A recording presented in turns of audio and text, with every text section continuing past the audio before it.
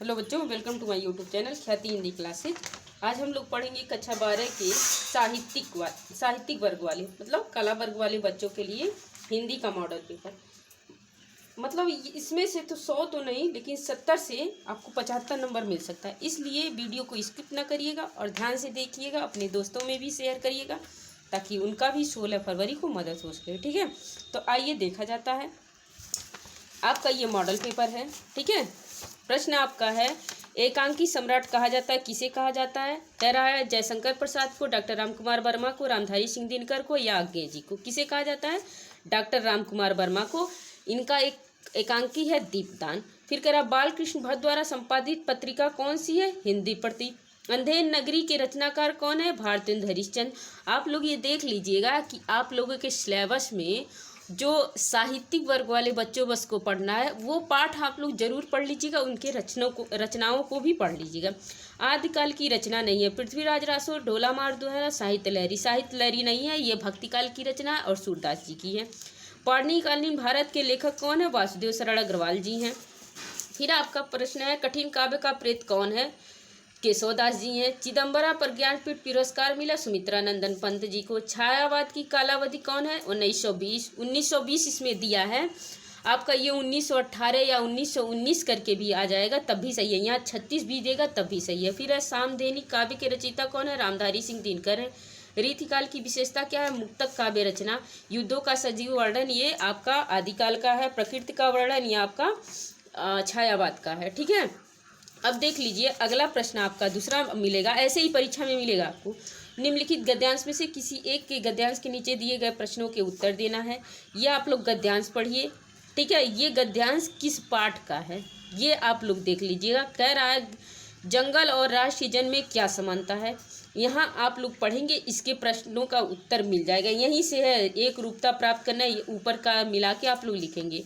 अदम्य और अविरोधी शब्द। अदम्य माने होता है साहस या जिसका दमन न किया जा सके। अविरोधी का अर्थ होता है जिसका विरोध न हो।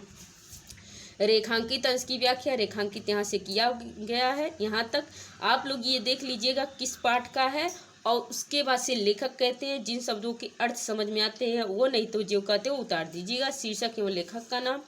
फिर है संस्कृतियों के मिलन की तुलना किससे की गई है? तो यहाँ देखिए संस्कृतियों के मिलन की तुलना अनेक प्रवाह नदियों के प्रवाहों से किया गया है। इसके बाद से आप लोग आ जाइए अगले पे, या ये करिए या ये करिए। देखिए जो आप लोगों के स्पेशल पार्ट हैं, जैसे साहित्यिक वालों के, जो साइंस वाले नहीं पढ़ेंगे, साहित्य वाले पढ़ेंगे, जिसमें 2 पार्ट था। एक था प्रगत के मानदंड था और एक था जयनेंद्र कुमार जी का। तो 30% में जयनेंद्र कुमार जी को हटा दिया गया है। तो आप लोग प्रगति के मानदंड वाले पाठ को, दीनदयाल उपाध्याय जी का है, उसको पढ़ लीजिएगा। ये जो गद्यांश आपको दिख रहा है ये उसी पाठ का है। ठीक है, तो प्रश्न आपका यहाँ है, शीर्षक एवं लेखक का नाम लिखना है, रेखांकित अंश की व्याख्या करनी है, घटक तथा मानदंड शब्द का अर्थ लिखना है, समाज की क्या जिम्मेदारी ये लिखना है, जीविकोपार्जन का क्या तात्पर्य है। तात्पर्य और अर्थ में अंतर हो जाएगा। निम्नलिखित लेखकों में से किसी एक लेखक का साहित्यिक परिचय रचना सहित लिखिए। दीनदयाल का, वासुदेव शरण अग्रवाल का, प्रोफेसर जी सुंदर रेड्डी का। आप लोग साहित्य वाले बच्चे हैं, इसलिए साहित्य वाले जो साइंस वाले वर्ग वाले बच्चे नहीं पढ़ेंगे, साइंस साइड वाले बच्चे नहीं पढ़ेंगे, उस वाले लेखकों और कवियों को जरूर आप लोग उनका जीवन परिचय और उनके गद्य और पद को ध्यान से देख लीजिएगा।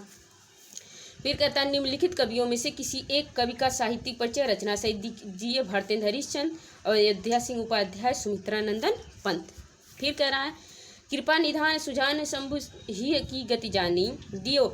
ये देखिए निम्नलिखित पद्यांशों में से किसी एक के नीचे दिए गए प्रश्नों के उत्तर देने हैं। तो एक आपका जो साहित्य वाले बच्चे हैं उनका वाला आएगा, और एक साइंस वर्ग और साहित्य वर्ग जो पढ़ते हैं वो आएगा। देखिए इसमें कह रहा है शीर्षक एवं कवि का नाम। तो शीर्षक जो इसका है ये गंगा अवतरण से लिया गया है और कवि हैं भारतेंदु हरिश्चंद्र। फिर कहता है गंगा के हृदय की बात कौन जान जाता है? तो गंगा जी शंकर जी के जटा में समाती हैं, तो उनके हृदय की बात वही जानते हैं। फिर कह रहा उपयुक्त पद्यांश में कौन सा छंद है? छंद इसमें रोला है। रोला और सोरठा देखिए आप गिनेंगे यहाँ तक, जानी तक 24 मात्रा मिल जाएगा, लेकिन 24 मात्रा आपको 11 और 13 मात्राओं के यत्न के बाद से आपको सोरठा में मिलता है। लेकिन आप जानेंगे कैसे रोला है? तो देखिए तुकबंदी होती है, जानी मानी समानी लजानी, नी मिला ना। फिर अगला प्रश्न है कि गंगा को शिव के जटाजूट कैसे लग रहे थे, तो जटाजूट हिमकुट सघन वन ये लग रहे थे। आप लोग इसका हिंदी निकाल लीजिएगा। काव्य सौंदर्य इसका लिखना है, भाषा शैली, रस छंद अलंकार, शब्द शक्ति और गुण। अब अगला प्रश्न है, कहते आते थे यही नरदेही, माता कुमाता न पुत्र। इस पाठ को आराम से आप लोग समझ जाएंगे। यहाँ रघुकुल थी अभागिन रानी वगैरह दिया है। ये ध्यान दीजिएगा आप लोग कि मतलब इसमें से जो प्रश्न पूछता है तो ये संवाद पूछता है कि किसके किसके बीच संवाद है। कई जगह ऐसे आ गए हैं कि जैसे लगता है भैया एक जगह शब्द प्रयोग हुआ तो ऐसे लगता है कि भरत जी बोल रहे हैं, लेकिन वहाँ कैकेयी ही वार्तालाप करती है राम जी से। तो संदर्भ लिखिए, इस पद्यांश में कौन सा अलंकार है, अलंकार देख लीजिए। अलंकार नहीं समझ में आ रहा है तो वीडियो पढ़िए, देख लीजिएगा। रेखांकित अंश की व्याख्या कीजिए। प्रस्तुत पद्यांश में किसके बीच संवाद हो रहा है, तो ये किसके बीच संवाद हो रहा है पढ़ के आप लोग देख लीजिएगा। नरदेही और गात शब्द का अर्थ है, नरदेही का अर्थ होता है मानव, गात का शरीर।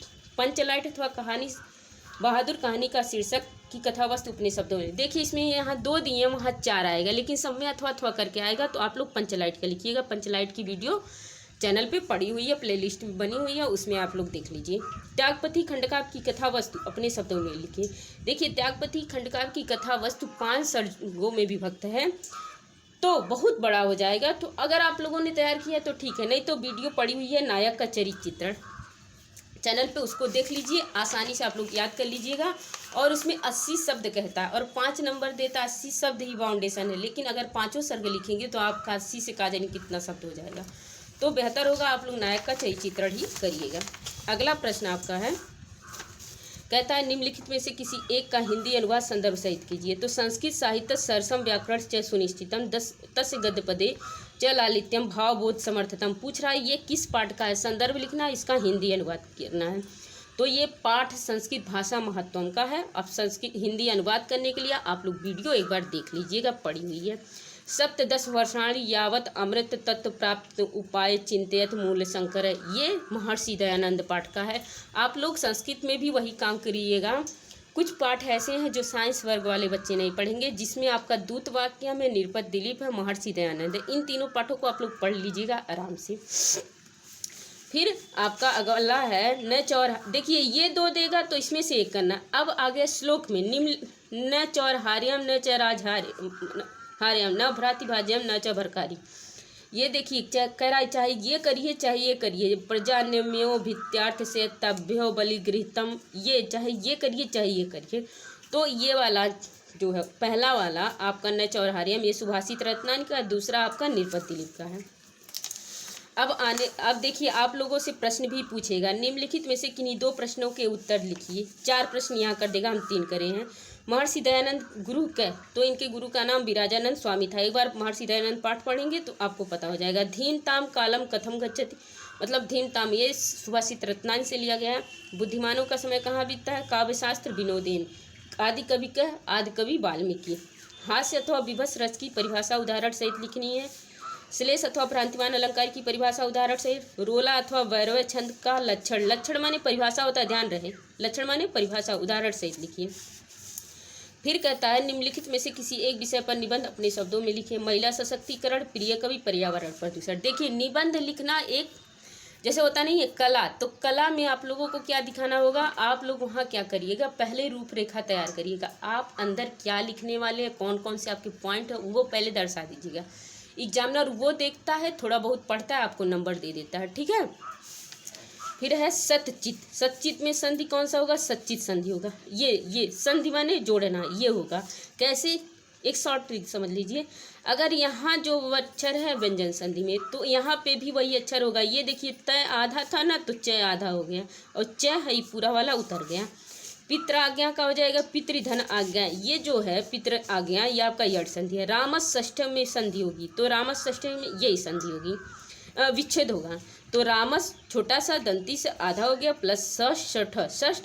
तो देखिए यहाँ जो है, यहाँ पे भैया आ गया, इसको उठा के कर दिया गया है। कहता है पिबामी अथवा नेस्यति में धातु पुरुष वचन लकार बताइए। पिबामी जो है आपका प्रथम उत्तम पुरुष, तीसीमी उत्तम पुरुष एक वचन का है, और धातु आपका क्या है, पा धातु है, और उसके बाद से आपका लकार क्या है, लट लकार। नेष्यति, नेष्यति यहाँ से, और यह देख रहे हैं ना आप लोग, भविष्य, भविष्य काल का है, लेकिन संस्कृत में उसको लिट लकार कहा जाता है। तो नी धातु का है, धातु आपसे पूछा, नी धातु, पुरुष आपका क्या है, प्रथम पुरुष है, वचन क्या है, एक वचन है, लकार क्या है, लिट लकार है। फिर आत्मना, ये आत्मना था, आत्मना, ये आत्मनि है। तो ये जो है अगर ना मिल गया तो ये समझ लीजिएगा कि आपका तृतीया विभक्ति है। नी मिल गया, न पे छोटी की मात्रा, नाम नी मिल गया तो ये समझ लीजिएगा आपका क्या है, ये सप्तमी विभक्ति का एक वचन है। अब आइए समास भी आपसे पूछेगा। आजन्मा में समास पूछ रहा है, अजन्मा में कौन सा समास है। तो देखिए आप लोगों को दो समास पढ़ना है, अव्ययी भाव और कर्मधारय। अव्ययी भाव की पहचान होती है जो पहला शब्द, पहला अक्षर होगा उसका कोई, मान लीजिए आ है, आ अपने अनुसार वही लिंग पुरुष वचन के अनुसार बदले ना, वही आपका अव्यय होता है। तो इसमें अजन्मा में अव्ययी भाव समास है। पीताम्बर में आपका कर्मधारय समास है। पीताम्बर को पहचान, देखिए पहला अक्षर आपका चाहे पीताम्बर कर्मधारय में पहला अक्षर आपका सॉरी पहला शब्द आपका या तो विशेषण होगा या तो उपमा होगा। तो यहाँ विशेषण है। अंबर की विशेषता बता रहा है कि अंबर पीला है। दत्वा में कौन सा प्रत्यय है, तो दत्वा में कत्वा प्रत्यय है। देखिए यहाँ क नहीं है, क एक सूत्र लसक तद्धिते से ये गायब हो जाता है, लेकिन वो सबसे आपसे नहीं मतलब है। कत्वा में तय और वा बचता है। अब श्रीमती में मतु प्रत्यय है, मतु प्रत्यय है, इसमें ये बदलता है, उससे आपको लेना देना नहीं है, बस ये वती मती वता ये सब आए तो मतु प्रत्यय में जाता है। फिर कह रहा रेखांकित पदों में से किसी एक में विभक्ति और उसके नियम बताइए। देखिए परितय आ जाएगा तो अभितय परितय समया निष्काय, ये द्वितीय विभक्ति का सूत्र है। कह रहा विभक्ति भी बताना, आपको नियम भी लिखना है। फिर कह रहा सह कर्णेन बधिरे, कर्णेन माने कान से, बधिरे माने बहरा है, एक सूत्र है। तृतीय विभक्ति में आप लोग के पाठ्यक्रम में दो सूत्र है। स संयुक्त अप्रधान्य दिया है और उसके बाद से दिया है यनंग विकार है। तो यहाँ यनंग विकार है कि अंग में विकार हो। फिर स्वास्ति तुभ्यम, स्वास्थ्य माने देखिए स्वास्थ्य स्वाहा स्वधा वलम अलम वसट योगश्च जब आ जाएगा तो आपका चतुर्थी विभक्ति होगा और नियम होगा स्वास्थ्य स्वाहा स्वधा अलम वसट योगश्च। फिर निम्नलिखित में से दो का संस्कृत अनुवाद करना है। ये देखिए जो ये अनुवाद है ये आपका कक्षा 10 के ही हिसाब से है। जैसे वे दोनों, तो सह तऊ तऊ हो जाएगा। कहाँ, कुत्र, गए थे, अगच्छत अगच्छत, ठीक है, अगच्छत अगच्छताम, ठीक, ये हो जाएगा। आप लोग ये देख लीजिएगा और आप लोग हिंदी से संस्कृत बनाना ध्यान से नियम पढ़ के जाइएगा, परीक्षा में आप लोगों का आएगा, ठीक है। ये था आज का वीडियो जो साहित्यिक हिंदी वाले बच्चों के लिए है। आप लोग इसको एक बार ज़रूर देख लीजिएगा, आप लोगों का 70 से 75 नंबर बन जाएगा। अब मिलते हैं अगली वीडियो में, तब तक के लिए धन्यवाद।